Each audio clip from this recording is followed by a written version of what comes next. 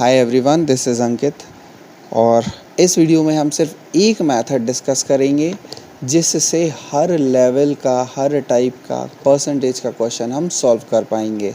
तो आज की वीडियो एकदम बेसिक लेवल की रहने वाली है ताकि आप अच्छे से अपना कंसेप्ट बिल्ड कर सकें और फिर उस कंसेप्ट को किसी भी क्वेश्चन में अप्लाई कर सकें। तो धैर्य रखिएगा क्योंकि आगे चलकर हम हर टाइप का क्वेश्चन उठाएंगे जो कॉम्पिटिटिव लेवल एग्जामिनेशन में पूछा जाता है। So let's get started. तो मान के चलते हमारे पास एक वैल्यू है, ठीक है, वो है 5,000 रुपये, ठीक है। और इस वैल्यू का मैं अलग अलग परसेंट निकालता हूँ। तो सबसे पहले मैं इस वैल्यू का 100% निकालूंगा। तो किसी वैल्यू का 100% कैसे निकाला जाता है भाई? 100% निकालने के लिए 100 multiplied by value that is 5,000 और अपॉन 100। जब हम किसी का परसेंट निकालते हैं तो डिवाइड बाय 100 करते हैं, है ना। एक जनरल तरीका है ये सॉल्व करने का किसी क्वेश्चन को। तो 100 से 100 कट हो गया और मेरे पास जो वैल्यू आई वो आई है 5,000 रुपीज़, ठीक है। हम पैटर्न समझने वाले हैं इसीलिए हम इसको एकदम इत्मीनान से समझेंगे, ठीक है। अब मान लो हमसे 80% पूछा हो उसी वैल्यू का, 5,000 का। 80% कैसे निकालोगे आप? 80% को निकालने के लिए आप डिवाइड करोगे उसको किससे? 100 से, ठीक है। आप उसको किससे डिवाइड करोगे? 100 से, और मल्टीप्लाई कर दोगे जो वैल्यू है हमारी दैट इज 5,000, ठीक है। तो 2 जीरो से मेरे 2 जीरो हो गए कैंसिल और 8 पंचे 40 और 2 जीरो पहले से थे, ठीक है। तो कितना आ गया? 4,000 रुपये। तीसरे केस में हम इसका 50% निकालते हैं, ठीक है। अगर हम इसका 50% निकालेंगे तो 50/100 गुणित में 5,000, 2 जीरो से 2 जीरो गए, 25। तो 50% कितना हुआ 5,000 का? 2,500। एक निकाल लो 10%, ठीक है। 10% अगर मैं निकालता हूँ 5,000 का तो ये होता है 10/100 इंटू 5,000। 2 जीरो से 2 जीरो गए और मेरे पास वैल्यू बची सिर्फ 500 रुपये, ठीक है। तो यदि कोई आपसे 5,000 का 100% मांगेगा तो आपको 5,000 रुपये देने पड़ेंगे। कोई 5,000 का 80% मांगेगा तो 4,000 देने पड़ेंगे। कोई 5,000 का 50% मांगेगा तो 2,500 देने पड़ेंगे और कोई 50,000 का 10% मांगेगा तो 500 देने पड़ेंगे। ये मेथड्स हमने स्कूल में पढ़े हैं, ठीक है। अब इससे हम एक पैटर्न बनाने की कोशिश करते हैं। अब हमें ये देखना है कि 5,000 रुपये का 100% 5,000 आ रहा है, हमें मल्टीपल क्या मिल रहा है। ध्यान से देखो यहाँ पे मल्टीपल क्या है। 5,000 से जिसका मल्टीप्लाई हो रहा है उस मल्टीपल को अगर हम देखें तो 100 से जब 100 टूटता है तो वैल्यू क्या आती है? 1, ठीक है। अच्छा, यहाँ पे मल्टीपल क्या था? 80/100 में। 80/100 में मल्टीपल था मेरा, 0 से 0 कैंसिल हो गया और इस 0 से मेरे को 8 के आगे डॉट मिल जाएगा। तो यहाँ पे मल्टीपल क्या है जानते हो?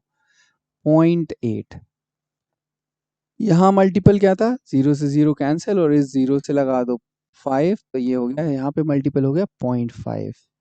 और यहाँ पर एक 0 से एक 0 कैंसिल हुआ और दूसरे 0 से यहाँ डेसिमल आया तो यहाँ पे मल्टीपल क्या हो गया? 0.1। जरा ध्यान से देखो, 100% पर 1 का मल्टीप्लाई कर दो, 80% पर 0.8 का मल्टीप्लाई कर दो, 50% पर 0.5 का मल्टीप्लाई कर दो और 10% पर 0.1 का मल्टीप्लाई कर दो, ठीक है। यहाँ पर देखते हैं इसको हम पैटर्न के फॉर्म में, ठीक है। हमें एक पैटर्न मिलेगा। 1 इंटू 5,000 अगर मैं करता हूँ तो मुझे जो 5,000 मिल रहा है ये 1 रिप्रेजेंट कर रहा है वहां पर 100%, ठीक है। अगर मैं 0.8 का मल्टीप्लाई 5,000 में करता हूँ तो कितना हो रहा है? देखो, 8 पंचे 40 और 3 शून्य बाद में और एक डेसिमल के बाद, एक जीरो के बाद डेसिमल, तो 4,000 मिल गया। यही 4,000।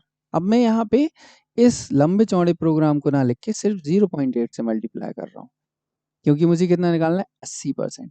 तो 50% के लिए मुझे मल्टीपल मिल गया 0.5, ठीक है, मल्टीप्लाइड बाय 5,000। इसको अगर मैं करता हूँ तो 25,000, लेकिन यहाँ पर डेसिमल तो 2500। और अगर 0.1 से 5000 का मल्टीप्लाई करता हूँ तो 5000 ही होना चाहिए, और एक डेसिमल तो 500 हो गए। तो हमें क्या समझ में आया यहाँ से? क्या हम हर उस वैल्यू का परसेंटेज निकाल सकते हैं जो पॉसिबली हमसे पूछी जा सकती है? देखते हैं। जैसे आपको 1% निकालना है, तो मल्टीपल क्या बना आपका जानते हो? 1/100 करोगे आप, इंटू वैल्यू करोगे, तो ये वैल्यू तो कुछ भी हो सकती है, मेन हमें मल्टीपल ढूंढना है। 1/100 का मल्टीपल क्या बनेगा बताओ? किस चीज से मल्टीप्लाई करना पड़ेगा आपको 1% निकालने के लिए? भाई 0.01। देख लो ना, 0 से 1 डेसिमल और दूसरी 0 से 0, तो कहीं ना कहीं मेरा क्या बना? 0.01 बना, राइट? तो इस तरीके से हमें एक चीज समझ में आती है कि हमें हर मल्टीपल मिल सकता है जो हमें चाहिए। जैसे 1% के लिए जो आपका मल्टीपल होगा 0.01, 2% का होगा 0.02, एंड सो ऑन 9% तक क्या हो जाएगा? 0.09। 10 पर आते ही 0.1, क्योंकि 109 के बाद क्या आता है? 10 आता है, राइट? ये चीजें मुझे याद नहीं करनी पड़ रही हैं फ्रैक्शन की तरह, ये मेरा सिंपल लॉजिक है। अपॉन 100 है ना, इस वजह से है ना, किसी वैल्यू में मल्टीप्लाई करते हैं तो हम परसेंट अपॉन 100 इंटू वैल्यू करते हैं, तो हमें सीधे ये डेसिमल वैल्यूज मिलती हैं जिनको हम वैल्यू से मल्टीप्लाई करेंगे और हमें उसका उतना परसेंट मिल जाएगा। ठीक है, 15% अगर मैं बोलूं तो 15% क्या होगा? 0.15 होगा। 18% क्या होगा? 0.18। इनमें जब हम वैल्यू का मल्टीप्लाई करेंगे तो वो हमें मिल जाएगी। जैसे कोई कहता है भाई 25% निकाल के दो, किसका? 10,000 का। ठीक है, तो कैसे करोगे आप? सिंपल तरीका है, 10,000 इंटू 0.25, तो कितना हो गया? 25। 4 0 लगाओ और 2 के बाद डेसिमल लगा दो, तो कितना आ गया? 25 रुपए। यूं, ना कोई फ्रैक्शन दिमाग में, कुछ नहीं। ठीक है, कुछ क्वेश्चंस करते हैं। ठीक है, जैसे हमसे पूछा 18% ऑफ 525, ठीक है, या हमसे पूछा 22% ऑफ 800, ठीक है, हमसे पूछ लिया 5% ऑफ 325, हमसे पूछ लिया 88% ऑफ 63।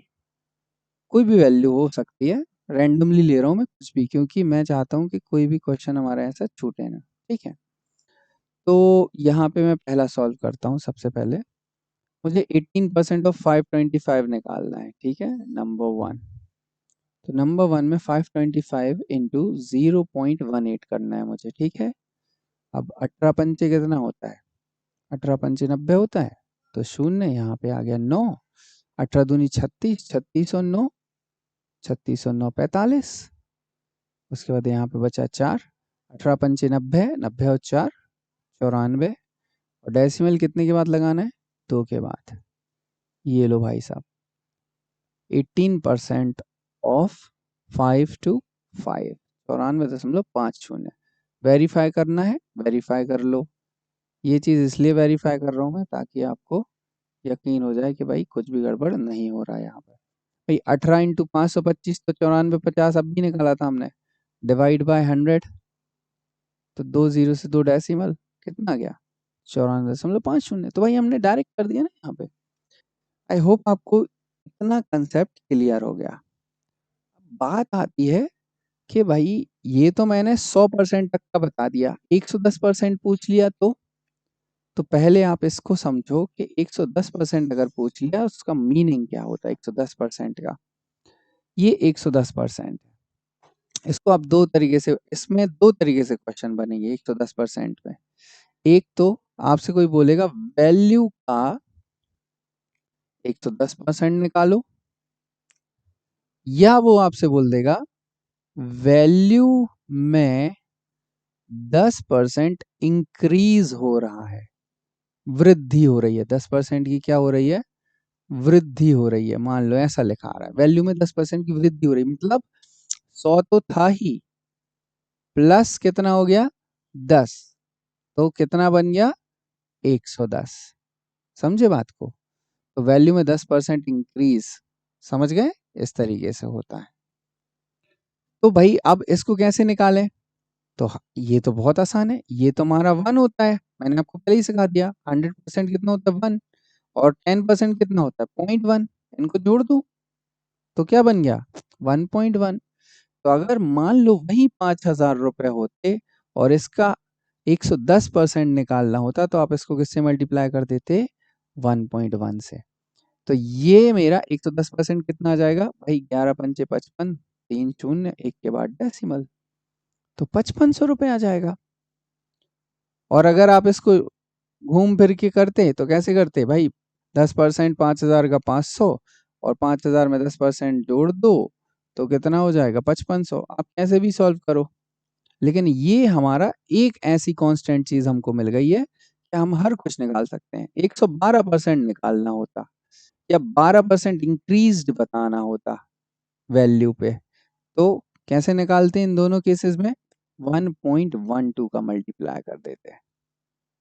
ठीक है, तो अगर आपको समझ में आया है, एक छोटा सा सेशन था बेसिक बनाने का। अभी हमको कॉम्पिटिटिव लेवल के टाइप वाइज क्वेश्चन सॉल्व करने हैं, लेकिन इंपॉर्टेंट बात है कि आपको ये समझ में आया कि हम इनको बेसिक लेवल पे कैसे सॉल्व कर सकते हैं। तो आप हमें कमेंट बॉक्स में 3 आंसर देना है जो मैं आपसे पूछ रहा हूं आज के सेशन के बेसिस पर। पहला, 85% ऑफ 1 2 3 4 क्या होगा? दूसरा, 125% ऑफ 1 2 3 4 कितना होगा? एंड तीसरा,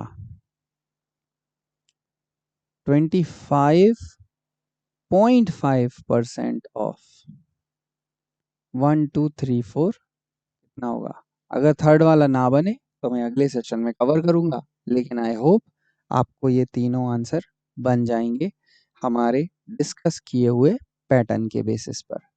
See you in the next video. That's all in this video.